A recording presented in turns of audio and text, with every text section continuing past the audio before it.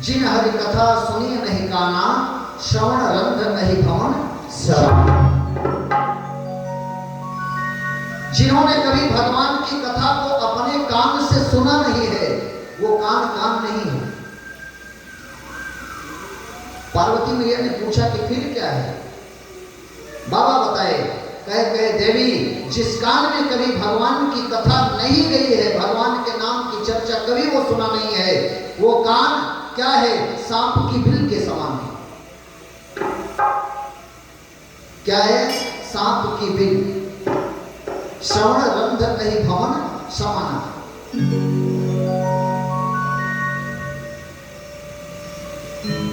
जो भगवान की कथा को देख करके, जो भगवान के चरणों में, जो भगवान के मंदिर में नहीं जाता, जो दर्शन नहीं करता, वो आंख नहीं है।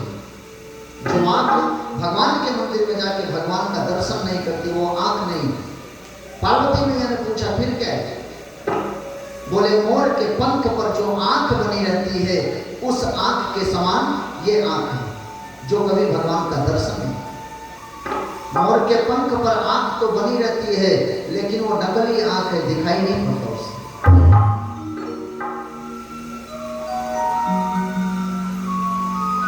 जिन्होंने, जिनका सर अपने बड़े के सामने या मंदिर में जाकर के कभी झुका नहीं है, वो सर नहीं है। पार्वती मैया ने पूछा प्रभु फिर क्या है? बोले कड़वी लौकी है।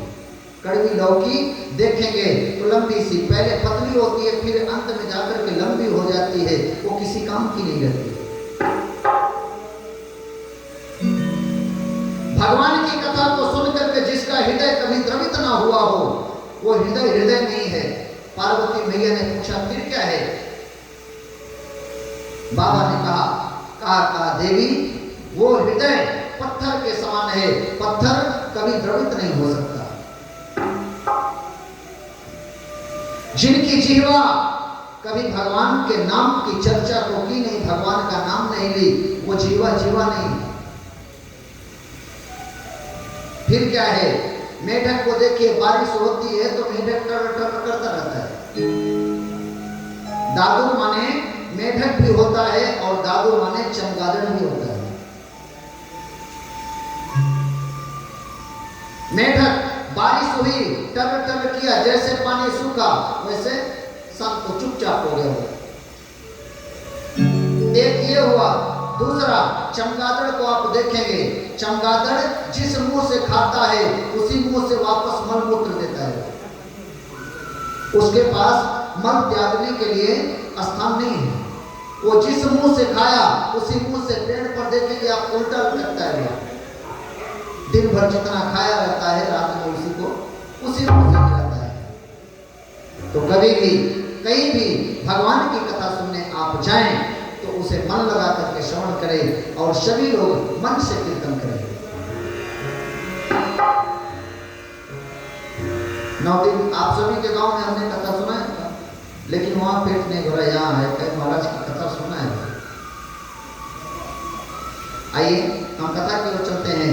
कल शबरी मैया को गति देकर के भगवान कहाँ पहुंचे थे? पंपा सरोवर। पंपा सरोवर जैसे भगवान पहुंचे, उसी समय 12 बजे का समय था। भगवान सोचे थोड़ी देर रुक जाता हूं, और थोड़ी देर रुक जाऊंगा, हो सकता है सुग्रीव जी स्वयं आ जाए। सुग्रीव जी तो नहीं आए, लेकिन वहां पर नारद जी पहुंचे। नारद जी जिस समय पहुंचे, नारद जी भगवान को प्रणाम किए, और भगवान को प्रणाम करने के बाद व्यंग बोले। व्यंग क्या बोले कि प्रभु, अगर मेरी शादी होने दिए होते तो शायद आपको बन भटकना नहीं पड़ता। क्यों? मेरी शादी हो जाती तो मैं भी अपने घर गृहस्थी को बसा लेता,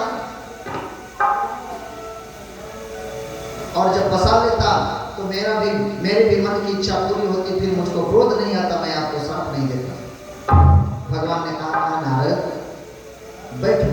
बैठाए अपने पास और लगे नारद जी को समझाने। कहे नारद, मैं अपने भक्तों की रक्षा उस प्रकार से करता हूँ जिस प्रकार से माँ अपने बालक की रक्षा करती है। जिमी बालक राखई महंगा।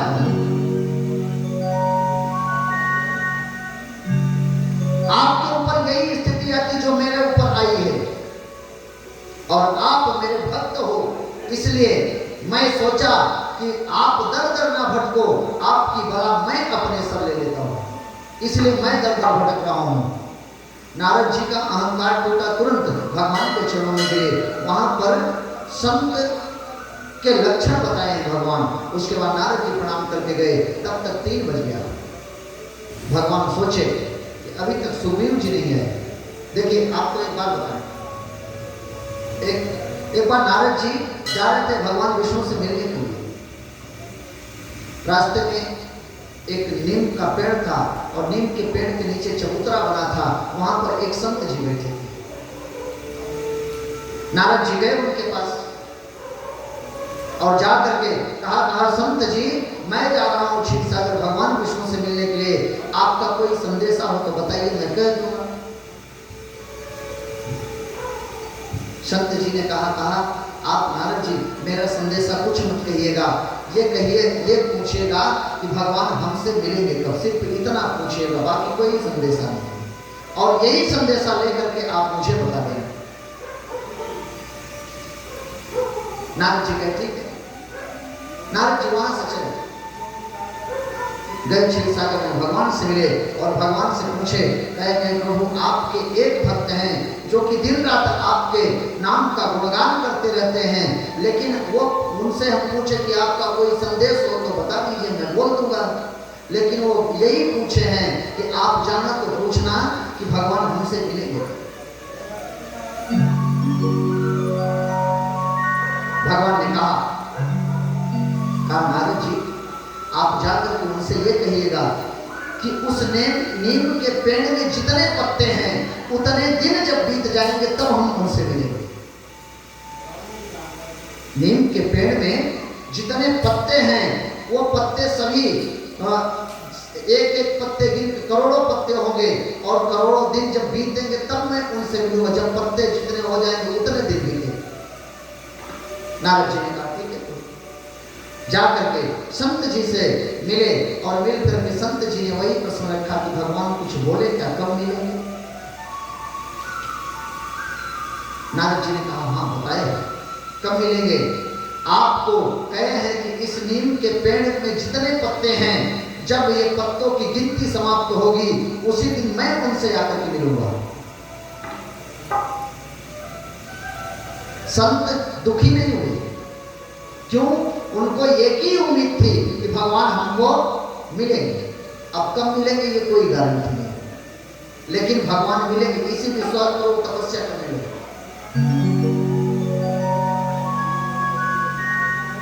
उद्धव जी जब यहां से कृष्ण भगवान पहुंच गए मथुरा, गोपिकाएं सारी कृष्ण भगवान के लिए व्याकुल रहती।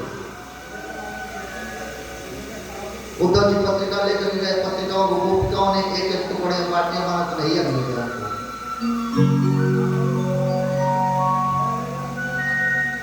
उद्धव जी उनको बहुत समझाए लेकिन वो समझी नहीं, उस बात को नहीं समझी।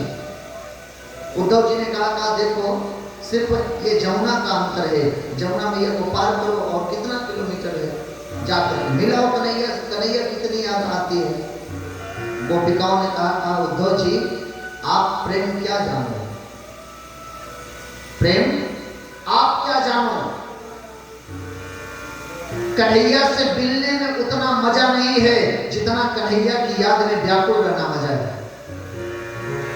कन्हैया की जब याद आती है तो हम सभी व्याकुल होते हैं और जब उसके विरह में होते हैं ना तो हमको मजा आता है, उतना मिलने में मजा नहीं है। उद्धव जी की मति खराब कहते हैं आप लोगों का प्रेम आप जानो, मैं आप लोगों से हाथ जोड़ता हूं, मैं चला। कहने का मतलब यह है कि भगवान के वियोग में आप रहोगे, भगवान की याद आप सदैव बनाए रखोगे, उनके वियोग में रहिए। वो मिल जाएंगे ना तो आपकी फिर इच्छाएं पूरी हो गई, फिर आप यहाँ रहने वाले नहीं हो। जो जो भगवान से मिले वो यहाँ नहीं रहे। जटायु जी को देखिए, आप शबरी मैया को देखिए, पिछली कथा में 2-3 दिन पहले की कथा अहिल्या मैया को देखिए। जो जो भगवान को पाया फिर यहाँ रहा नहीं, वो निकल गया। इसलिए भगवान के वियोग में भगवान का चिंतन सदैव करते रहिए। चिंता मत करिए, नहीं भगवान अपने चिंतन में लगेंगे। आप चिंतन करेंगे, जब आप चिंतन करोगे ना तो भगवान आपकी चिंता में लगेंगे। भगवान पंपा सरोवर में हैं, सुग्रीव जी ऋषिमुख पर्वत पर हैं। देखिए, आदमी जब ऊंचाई पर पहुंच जाता है ना तो उसको सावधान रहने की जरूरत पड़ती है। क्यों? जब लोग आपकी प्रशंसा करना शुरू कर दें तो समझ लो कि मेरा दिन खराब होने वाला है। प्रशंसा करेंगे, आप प्रशंसा के चक्कर में नीचे गिरोगे। नाम तब होता है जब आप नीचे से उठो और जाकर के ऊंचाई पर टिक जाओ और वहीं पर बने रहो, तब तो नाम है। ऐसा नहीं कि यहां से उछाले वहां गए और वहां से वापस आ गए, तब नाम होने वाला नहीं। सुग्रीव जी यही कर रहे हैं। भगवान कहते देखो लक्ष्मण, अब सुग्रीव जी आएंगे नहीं, चलो हम ही चले। अब भगवान चले, आगे चले बहुरे रघुराया, ऋषमुख पर्वत निराया। आगे चले बहुरे रघुराया, ऋषमुख पर्वत निराया। सहित सतीमा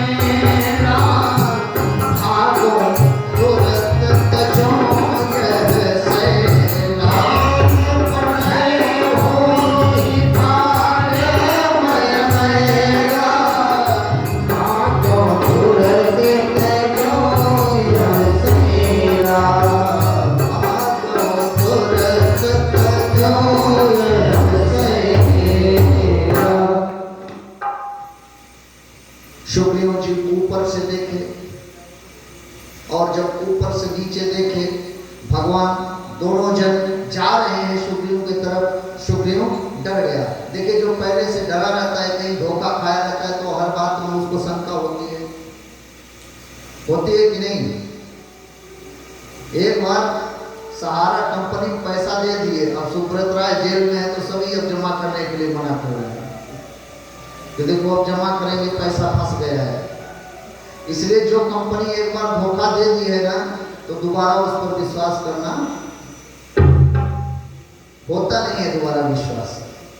सुग्रीव जी एक बार धोखा खाए हैं, कह रहे हैं कि ये मेरा भाई जरूर है लेकिन मन का मैला है, इसके मन में मैल है, ऐसा न हो कि मुझे मारने के लिए खुद तो आ नहीं सकता।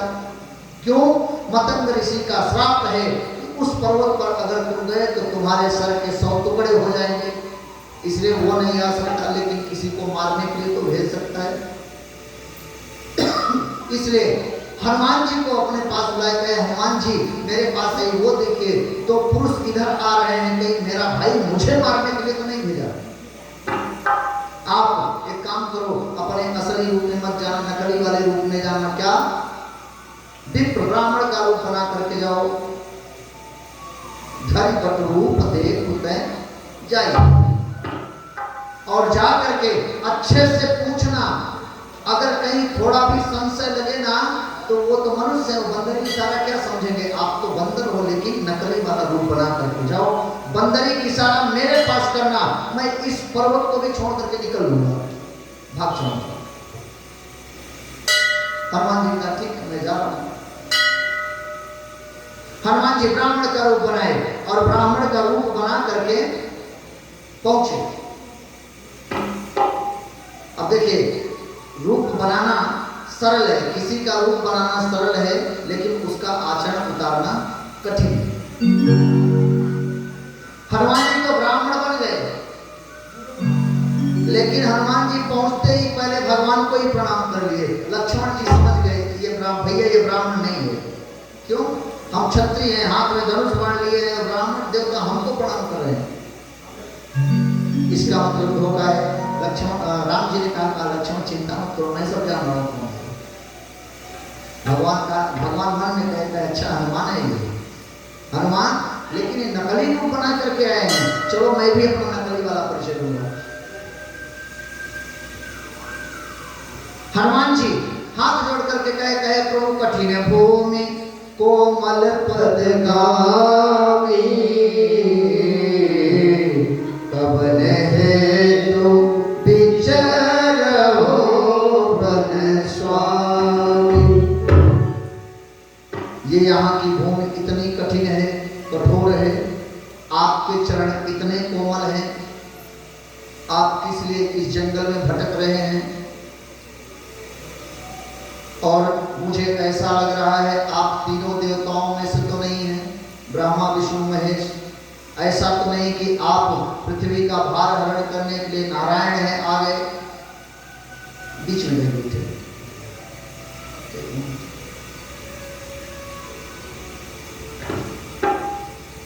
आप कहीं नर और नारायण तो नहीं है।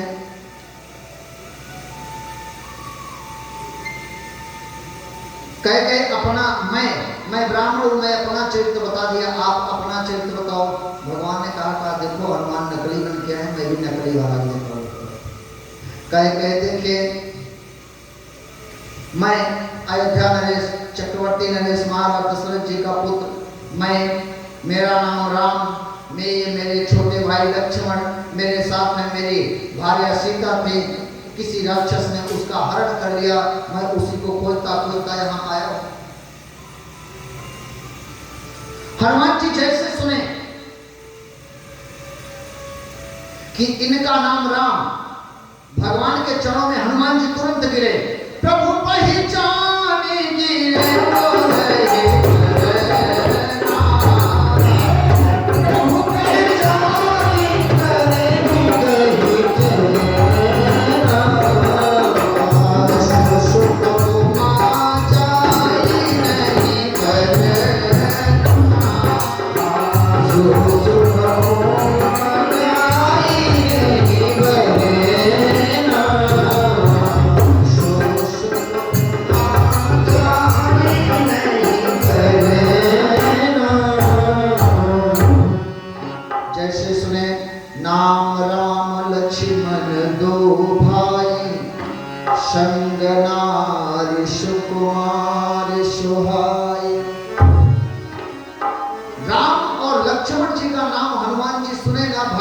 पहचान लिए और भगवान के चरणों में गिर गए। लेकिन देखिए भगवान को क्या नहीं पसंद है, भगवान को क्या नहीं पसंद है। मोहि कपट छल छिद्र न भाव। हनुमान जी भगवान के चरणों में गिरे, लेकिन भगवान को उठाए नहीं। भगवान का स्वभाव है कि जो उनके चरणों में गिरता है उसे उठा लेते, लेकिन आज नहीं उठाए। हनुमान जी बड़ी देर तक सोच रहे हैं कि भगवान हमको उठा क्यों नहीं रहे हैं, तब तक अपने से ही उठ गए। हो सकता है भूल गए, नहीं उठा रहे, कोई बात नहीं। अब भगवान के सामने खड़े हो गए। भगवान को क्या नहीं पसंद है, मोह कपट छल छिद्र भावा। फिर हनुमान जी पुनः गिरे भगवान के चरणों में, कहे प्रभु मैं तो जीव हूं, आप जगदीश हैं, मैं माया के चक्कर में फंसा हूँ, लेकिन आपके सामने तो माया हाथ जोड़ करके डरती रहती है। मान लीजिए मैं आपको नहीं पहचान पाया, आप तो हमको पहचान लिए थे। हनुमान जी इतना कह रहे हैं, कहते कहते फिर भगवान के चरणों में गिर गए। भगवान ने नहीं उठाया। हनुमान जी सोच रहे हैं कि मैं दोबारा भगवान के चरणों में गिरा, अभी तक भगवान उठाए क्यों नहीं? भगवान का स्वभाव है गिरे हुए को उठाते हैं, लेकिन आज क्यों नहीं उठाया? तब तक हनुमान जी को ध्यान आया कि मैं जो हूं वो दिखाई नहीं पड़ रहा हूं, और जो नहीं हूं वो मैं दिखाई पड़ रहा हूं। इसका मतलब भगवान को नहीं पसंद है। मोह कपट छल छिद्र न भावा। अभी नारद जी को यही भगवान बताए क्या कि जिम्मे बालक राखे मतारी, बच्चा चाहे जैसे गंदे में लेटा हुआ हो, चाहे जहाँ धूल मिट्टी लगी हो, लेकिन माँ उठा करके उसे इधर उधर झाड़ी नहीं तो अपने गोद में बैठा ले। उसको क्या घिन लगती है? क्या नहीं लगती ना, अपने बच्चे से घिन नहीं लगती। उसी प्रकार हमारी माँ और पिता कौन है? सबसे बड़े ऊपर बैठे हैं, हम सब उनके बच्चे हैं, चाहे हम बड़े हो जाएं चाहे छोटे हो जाएं। लेकिन जब देखते हैं भगवान, हम चाहे सने रहें चाहे जैसे रहें, जैसे हैं वैसे अगर उनके पास गए तो वो उठा करके हमको गोद में बैठा लेंगे। अगर कहीं सोचे कि थोड़ा सा सेंट स्प्रे मार के जाएं, जो जितना है नहीं उससे कहीं ज्यादा बन के जाएं, फिर भगवान कहेंगे नहीं नहीं बिल्कुल मुझको पसंद नहीं है, फिर दूर कर देंगे। इसलिए जैसे हो वैसे भगवान के पास पहुंचो, बनावटी बनाने की कोई जरूरत नहीं, भगवान उठाएंगे। हनुमान जी कहे प्रभु मन में सोचे कि मैं ये ब्राह्मण का रूप बनाया हूं, इसलिए भगवान मुझे नहीं उठा रहे हैं। हनुमान जी तुरंत अपने असली रूप में आए, और जब असली रूप में आए भगवान के चरणों में गिरे, तब भगवान तब रघुपति उठाई और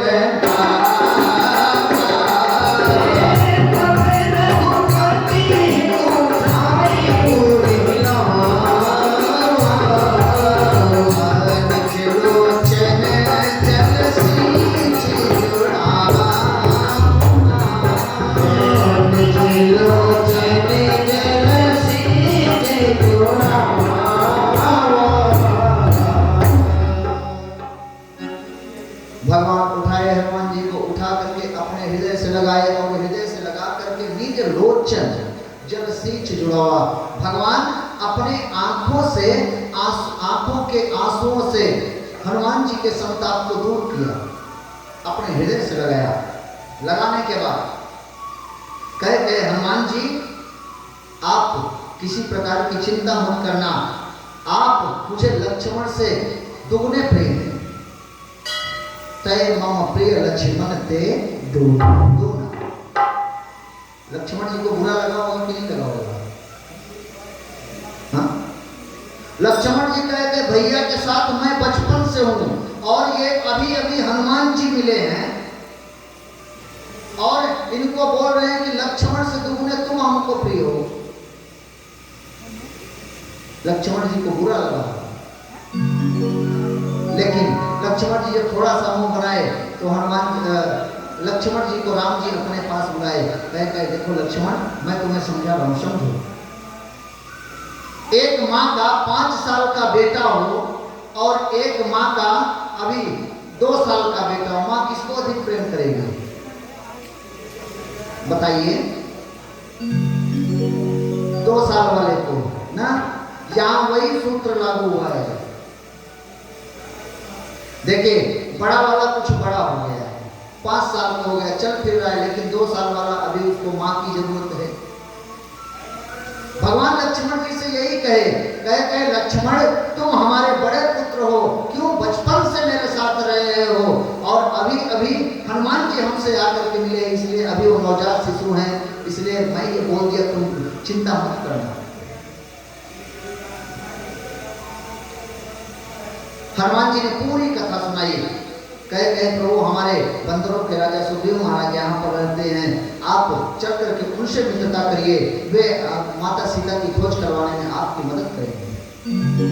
भगवान ने कहा ठीक है।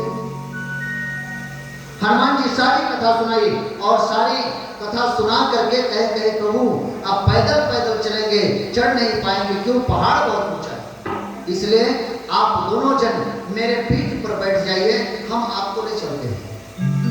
हनुमान जी दोनों जन को लिए, दोनों जन पीठ चढ़ाए, पीठ पर चढ़ाए, हनुमान जी ले गए और सुग्रीव जी से मित्रता करवाई। पावक साखी देकर जोड़ी पीठ दृढ़ा।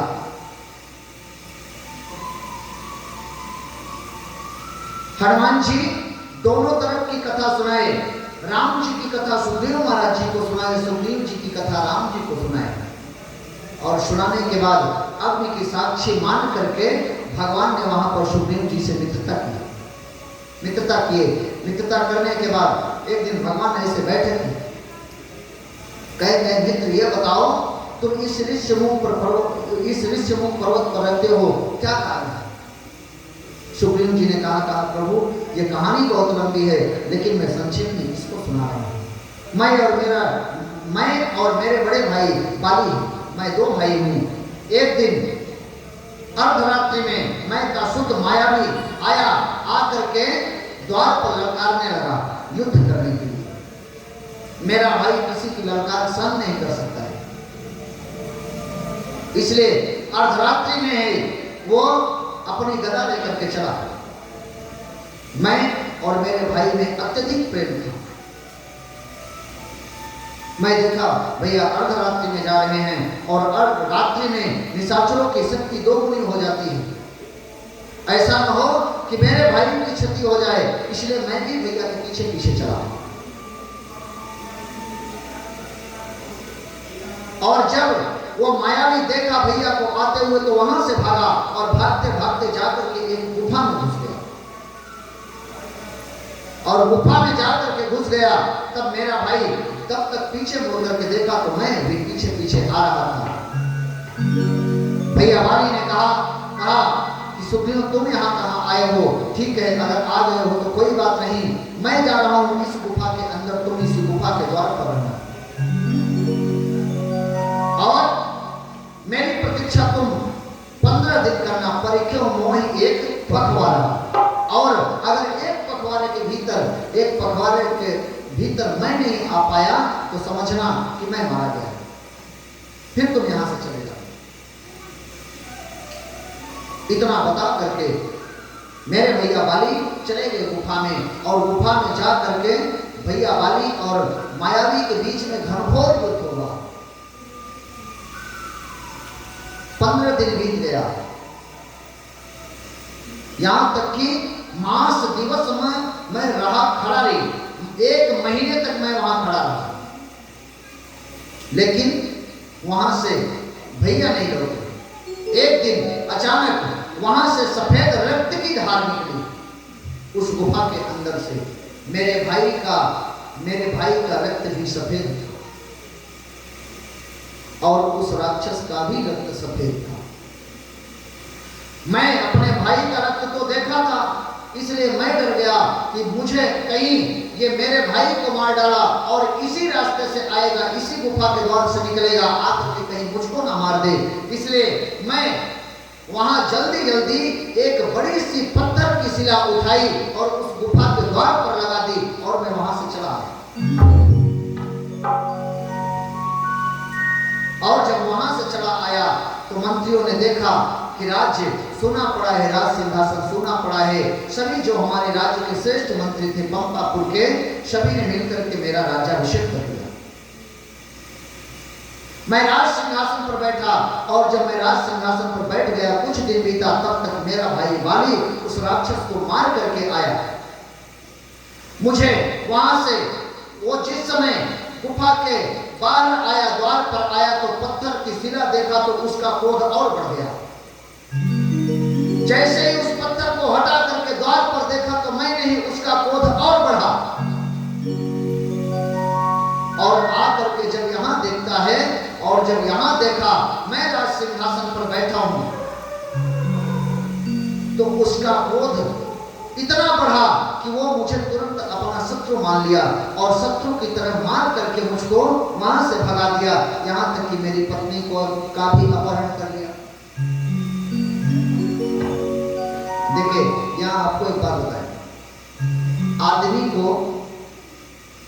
जिसमें फायदा दिखाई देता है उसको पहले सोचता है कि नहीं? जिसमें अपना नुकसान दिखाई देगा उसको हम नहीं सोचेंगे, जिसमें हमारा फायदा दिखेगा उसको पहले सोचेंगे। सुग्रीव जी यही किए। सुग्रीव जी ये भी सोच सकते थे कि हो सकता है मेरे भाई बाली ने उस राक्षस को मारा, लेकिन सुग्रीव जी के मन में यही आया कि हो सकता है वो राक्षस ही मेरे भाई बाली को मार दे। उसमें उनका फायदा था क्या? मेरा भाई बाली मरेगा तब मैं वहां पप्पापुर का राजा बनूंगा, और जब तक वो मरेगा नहीं तब तक मैं राजा बनूंगा। इसलिए आदमी को जिसमें ज्यादा फायदा दिखता है वही आदमी पहले सोचता है। सुग्रीव जी भी यही सोचे।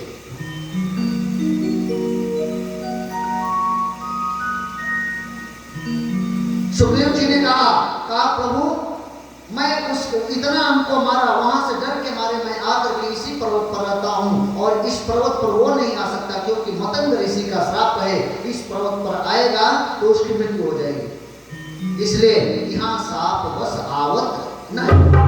क्या नहीं? भगवान की दोनों भुजा फड़कने लगे। सुन सेवक दुख दीन दयाला, फड़क उठी दो भुजा विशेषा। कह रहे हैं सुनो सुग्रीव मारी हो बाली ही कही बान, ब्रह्मरोद शरणागत गए